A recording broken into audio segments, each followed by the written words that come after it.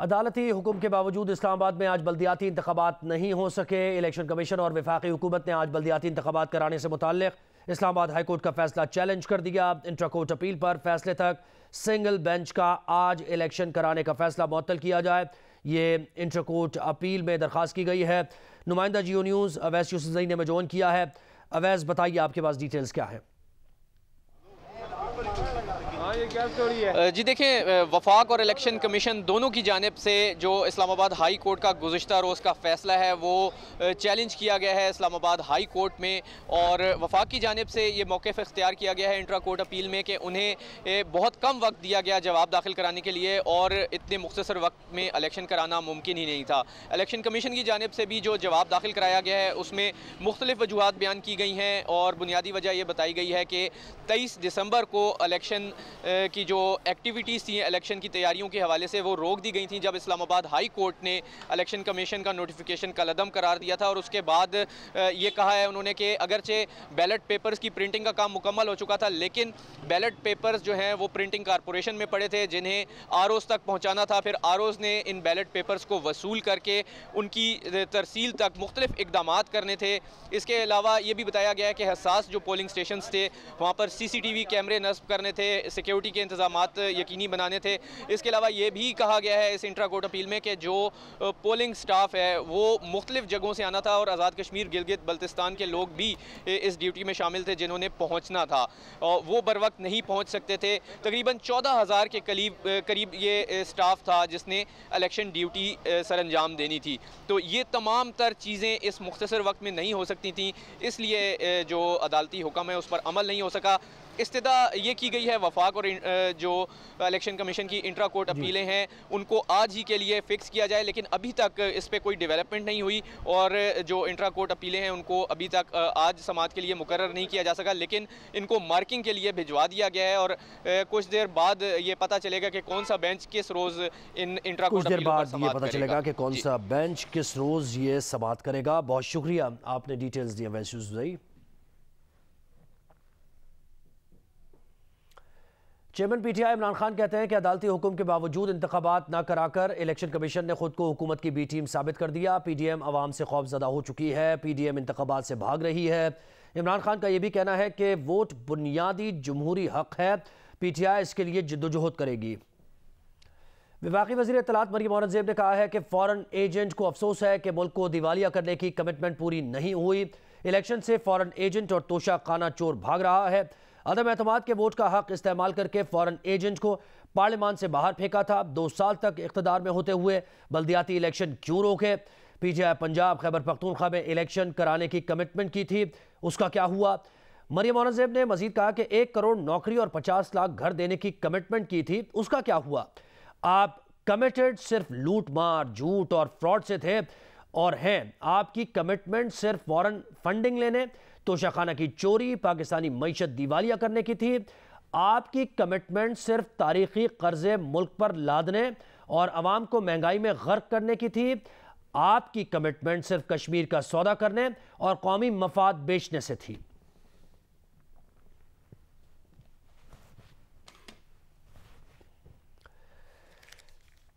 मुस्लिम league नून के रहनुमा तारिक फजल चौधरी कहते हैं कि बल्दियाती इंतखाबात एक्ट तब्दील हो चुका है। अब इस्लामाबाद में इलेक्शन 101 के बजाय 125 यूनियन काउंसिल्स में होंगे। फवाद चौधरी के रुकने कौमी असम्बली भाई PTI छोड़कर मुस्लिम लीग नून में शामिल हो चुके हैं। तो फेडरल गवर्नमेंट ने यूनियन काउंसिल्स की तादाद 101 से 125 कर दी है।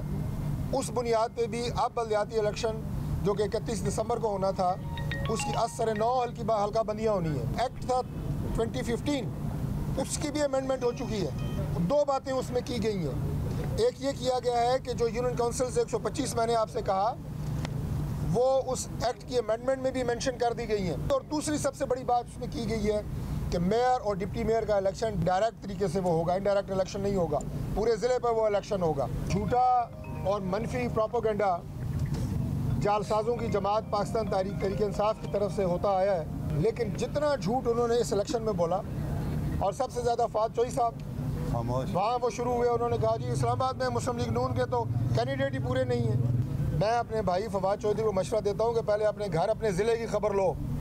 तुम्हारा भाई जो इलेक्टेड MNA है जेलम से वो तुम्हारी जमात PTI को छोड़ के मुस्लिम लीग नून में शामिल हो चुका है। PTI रहनुमा असद उमर कहते हैं कि सुबह से पोलिंग स्टेशंस के बाहर वोटर्स और PTI की टीम्स मौजूद हैं। इलेक्शन कमीशन गायब है। हुकूमत बहाना बनाकर इलेक्शन से भागना चाहती है। ये हुकूमत अवाम से खौफजदा है, बहाने बनाकर भागने की कोशिश करती है। इलेक्शन कमीशन से पूछता हूं कि आपकी तैयारी क्यों नहीं थी? इलेक्शन कमीशन का ये कहने का जवाब कैसे बनता है कि वो तैयार नहीं थे? अदालत को इलेक्शन कमीशन को फारिग करना चाहिए। PTI रहनुमा फवाद चौधरी मीडिया से गुफ्तगू कर रहे हैं कि चीफ इलेक्शन कमिश्नर को काम से रोका जाए और जिस तरीके से मौजूदा इलेक्शन कमीशन फंक्शन कर रहा है इसके ऊपर अदालत जायज़ा ले और अपना फैसला दे।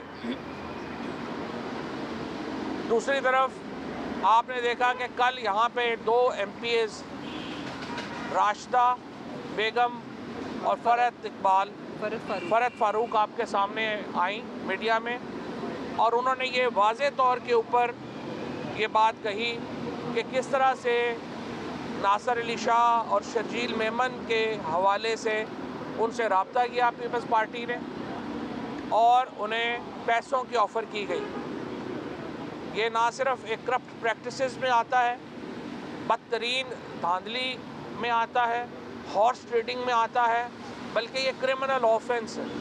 लिहाजा आज हमारी पार्टी ने ये फ़ैसला किया है कि पंजाब में शर्जील मेमन और नासिर शाह के ख़िलाफ़ पर्चा दर्ज किया जाएगा। इन दोनों MPs के ने जिस तरह से अब किया है, इन दोनों को हॉर्स ट्रेडिंग में और करप्ट प्रैक्टिसेस में बुक किया जाए और उसके साथ साथ इनकी नाअहली के रेफरेंस भी जो इलेक्शन कमीशन है उसको भेजे जाएँ कि वो इनके ख़िलाफ़ कार्रवाई करे। हमारे एक MPA ख्वाजा मसूद रहीम यार ख़ान से जो पिछली दफ़ा वोट देने में नाकाम हुए थे परवेज़ अलाई साहब को, उनको हमने नाअहल डिक्लेयर कर दिया है।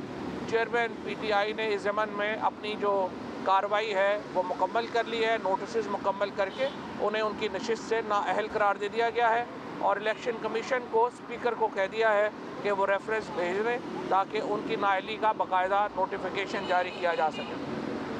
जहाँ तक पाकिस्तान की सियासी सूरत हाल का ताल्लुक़ है, नेशनल सिक्योरिटी कमेटी की मीटिंग होती है जो सबसे ज़्यादा इफ़ेक्टेड प्रोविंस है, जिस सूबे को सबसे ज़्यादा इस मामले में शरीक है और जिसमें सबसे ज़्यादा नुकसान उठाया है वो खैबर पख्तूनख्वा का सूबा है।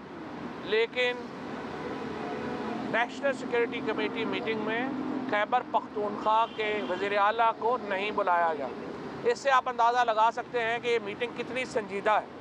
हम ये समझते हैं कि अगर आप संजीदगी इख्तियार नहीं करेंगे मामलात में, क्योंकि अभी तक जो मौजूदा काबीना है, मौजूदा हुकूमत है, उसका सिर्फ एक ही मोटो है कि इतनी बड़ी काबीना बन जाए, उस काबीना को सारे फिर दौरों पे भेज दें और उसके बाद अल्लाह अल्लाह खैर सल्ला और अपने केसेस माफ़ कराएं।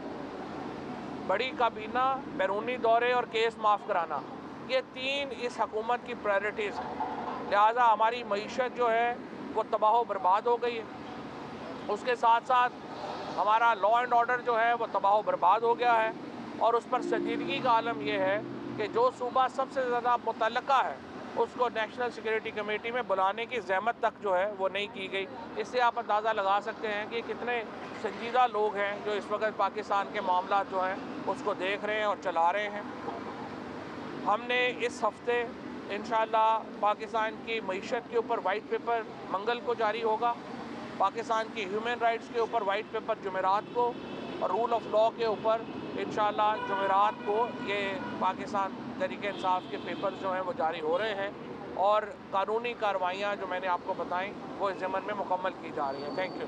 तो इस ये फरमाएगा कि पंजाब की पार्लिमानी पार्टी का इजलास कब हो रहा है और ये फरमाएं कि क्या पंजाब असम्बली तहलील होने के आप चांसेस आपको नज़र आ रहे हैं या कौमी असम्बली से इस्तीफे मंजूर करेंगे तो आप ये कदम उठाएंगे? नहीं, पंजाब असम्बली की तहलील का मामला तो तय है। वो तो सिर्फ रुका हुआ है इस वजह से कि इन्होंने अपनी जो अदम एतमाद की तहरीक है वो जमा करवा दी थी। इस हुकूमत पे इलेक्शन के नाम से तो कभी तय जारी हो जाती है।